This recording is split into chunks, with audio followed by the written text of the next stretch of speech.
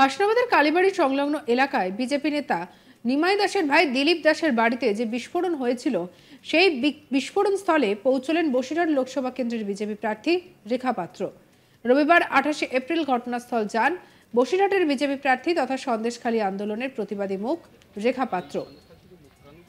সন্দেশখালীর প্রতিবাদী মুখ তথা বসিরহাট লোকসভা কেন্দ্রের বিজেপি প্রার্থী রেখা পাত্রকে দেখা গেল হাসনাবাদের বিস্ফোরণের স্থলে। শনিবার 27 এপ্রিল সকালে বোমা বিস্ফোরণে কেঁপে উঠেছিল হাসনাবাদের বিজেপি নেতার ভাইয়ের বাড়ি। রাতে পুলিশ ওই বিজেপি নেতার ভাই দিলীপ দাসকে গ্রেপ্তার করে। রবিবার 28 এপ্রিল সকালে বসিরহাট লোকসভার প্রার্থী বিজেপির রেখা পাত্র হাসনাবাদের ঘটনাস্থলে যান।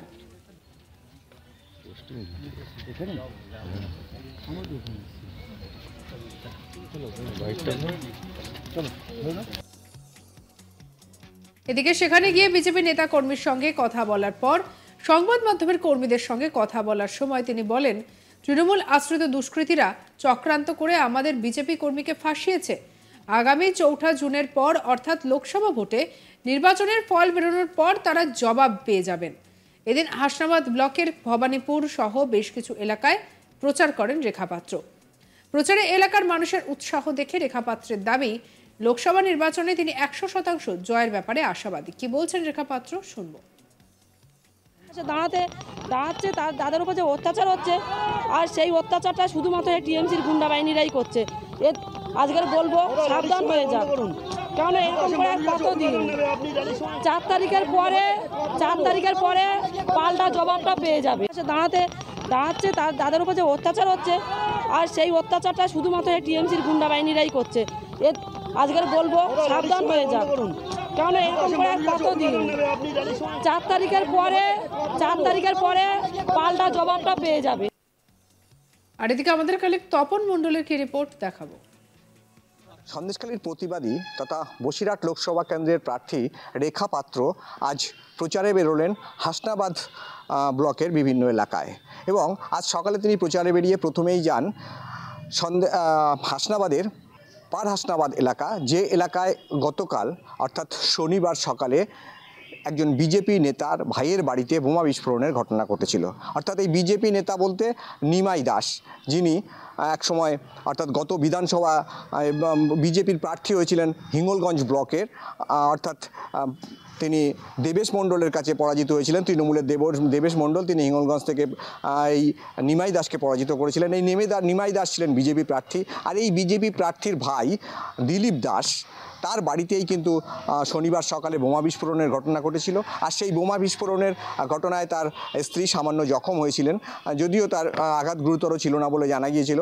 এবং আমরা আজ সকালে দেখেছি যে এই নিমাই দাসের ভাই দিলীপ দাসকে কিন্তু পুলিশ, হাসনাবাদ থানার পুলিশ তদন্তের স্বার্থে গ্রেপ্তার করেছে। এবং আমরা যেটা দেখতে পাচ্ছি যে রেখা পাত্র তিনি এই ঘটনা শোনার পর, অর্থাৎ এই যে রাজনৈতিক তরজা চলছে বোমা বিস্ফোরণ নিয়ে, একজন বিজেপি নেতার ভাইয়ের বাড়িতে বোমা বিস্ফোরণ, সেটা নিয়ে কিন্তু রাজনৈতিক তরজা ইতিমধ্যে শুরু হয়েছে। তৃণমূলের তরফ থেকে যখন বলা হচ্ছে যে মজুদ বোমায় বিস্ফোরণ ঘটেছে, ঠিক তখনই বিজেপি নেতাকর্মীরা দাবি করছেন যে তদন্ত হোক, ঘটনার সঠিক তদন্ত হোক। এবং সেই সময় কিন্তু রেখা পাত্রকে দেখা গেল, অর্থাৎ বসিরহাট লোকসভা কেন্দ্রের প্রার্থী রেখা পাত্রকে দেখা গেল তিনি প্রচারে হাসনাবাদে যাওয়ার ফাঁকে তিনি হাসনাবাদের যে নিমাই দাস এবং দিলীপ দাসের বাড়ি, যেখানে ঘটনাটা ঘটেছে গতকাল, সেই বোমা বিস্ফোরণের ঘটনার যে বাড়ি অর্থাৎ দিলীপ দাসের বাড়ি, সেখানে যান, এলাকার নেতাকর্মীদের সঙ্গে কথা বলেন। পর তিনি সংবাদ মাধ্যমের কর্মীদের সঙ্গে কথা বলে তিনি যেটা জানিয়েছেন যে এটা রীতিমতো পরিকল্পনা করেই কিন্তু তৃণমূলের আশ্রিত গুন্ডারা বিজেপির বদনাম করার জন্য ভোটের আগে এটা করছে, এবং তারা কিন্তু ভোটের পরে অর্থাৎ 4 তারিখে যখন নির্বাচনের যে ফল ঘোষণা হবে, তারপর কিন্তু ফল ঘোষণার পর বিজেপি এই তৃণমূলের নেতাকর্মীরা এর উপযুক্ত জবাব পেয়ে যাবেন বলেও কিন্তু রেখা পাত্র দাবি করেছেন। তবে রেখা পাত্রকে আজ দেখা গেল যে ভবানীপুর অর্থাৎ হাসনাবাদের ভবানীপুরের বিভিন্ন এলাকায় কিন্তু প্রচার করতে, এবং তিনি প্রচারের ফাঁকে যেটা জানালেন যে তিনি যে ধরনের সাড়া পাচ্ছেন তাতে আশা করা যায় যে বসিরহাট লোকসভা কেন্দ্রে তিনি 100% জয়ের বিষয়ে আশাবাদী। এই বিষয়ে কিন্তু তিনি বারবার জানিয়েছেন, আগেও যেমন জানিয়েছেন তেমনি আজও তিনি সেটাই জানিয়েছেন যে তিনি কিন্তু জেতার বিষয়ে আশাবাদী, এবং তার কারণ একটাই, যে এলাকায় তিনি যাচ্ছেন সেই এলাকার মা বোনেদের পাশাপাশি এলাকার মানুষ যেভাবে তাকে গ্রহণ করছে, যেভাবে তাকে দেখার জন্য তাকে রাস্তায় বেরিয়ে আসছে, এবং সে কারণেই কিন্তু রেখা পাত্র দাবি করছেন যে তিনি কিন্তু জেতার বিষয়ে আশাবাদী এবং 100% তিনি জিতবেন, এই কথাও কিন্তু তিনি বারবার জোর দিয়েই বলছেন।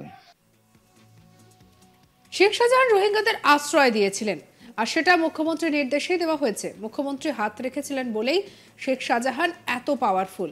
বাংলাদেশ থেকে যত রোহিঙ্গা এসেছে তাদের প্রত্যেকের আশ্রয় দেওয়া হয়েছে। রাজ্যে রোহিঙ্গাদের আশ্রয় দেওয়া নিয়ে শেখ শাহজাহানের মাথায় মুখ্যমন্ত্রীর হাত রাখা নিয়ে বিস্ফোরক মন্তব্য করলেন রেখা পাত্র।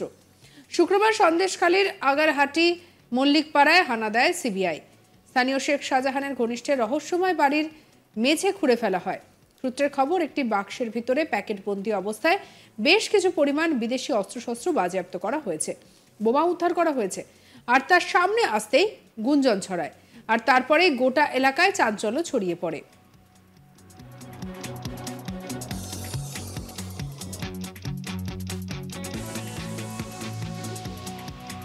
এরপরে বিরোধীরা রাজ্য সরকারের বিরুদ্ধে মন্তব্য করতে শুরু করে দেয়। এই বিষয়ে বিজেপি প্রার্থী রেখা পাত্র কি বলছেন শুনবো। দেখুন, এই রোহিঙ্গারা তো শেখ শাহজাহান নিজেই আশ্রয় দিয়েছেন, আর সেটা দিয়েছেন মুখ্যমন্ত্রীর পারমিশনে। আজকের মুখ্যমন্ত্রীর মতো একজন মন্ত্রী হাত রেখেছিলেন বলেই আজকে শেখ শাহজাহানের মাথায় আজকে শেখ শাহজাহান এত বড় পাওয়ারফুল হতে পেরেছেন। আজকের বাংলাদেশ থেকে যত রোহিঙ্গা পার হয়েছে প্রত্যেককে আজকের আশ্রয় দিয়েছে, এবং গরিব যে হিন্দু মানুষ মা বোনেদের যে যারা পরিশ্রম করে আজকের মানুষদের যে চাকরিগুলো, সেগুলোও আজকে রোহিঙ্গাদের ভিতরে বিলিয়ে দেওয়া হয়েছে। আজকের যেভাবে মানুষের উপর অত্যাচার করছে তা শুধুমাত্র এই রোহিঙ্গারাই। এই রোহিঙ্গাদের ভাড়া করে নিয়ে যাচ্ছে। দেখুন, ওনারা একটা পার্টিগত মিছিল মিটিংয়ে কোনো একটা হিন্দু পাবেন না, এই রোহিঙ্গাদের পাবেন।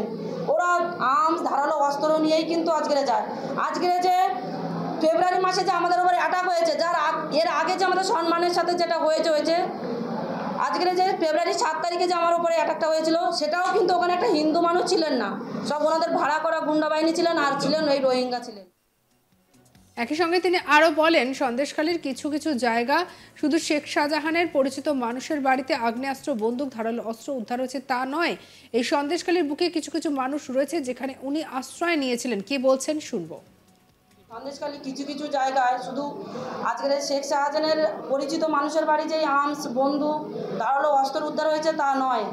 আজকের এরকমই এই সন্দেশখালীর বুকেও কিছু কিছু মানুষ আছে যেখানে উনি আশ্রয় নিয়েছিলেন।